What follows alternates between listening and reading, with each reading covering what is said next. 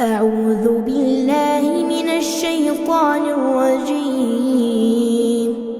بسم الله الرحمن الرحيم. الحمد لله الذي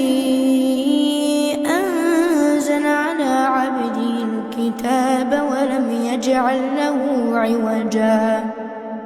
قيما لينذر بأسا شديدا من لدنه ويبشر المؤمنين الذين يعملون الصالحات أن لهم أجرا حسنا ماكثين فيه أبدا وينذر الذين قالوا اتخذ الله ولدا ما لهم به من علم ولا لآبائهم كبرت كلمة تخرج من أفواههم إن يقولون إلا كذبا فلعلك باخع نفسك على آثارهم إن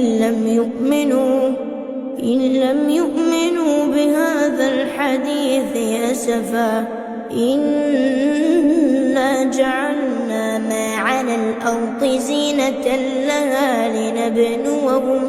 لنبلوهم أيهم أحسن عملا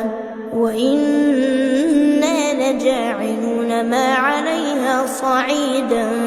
جرزا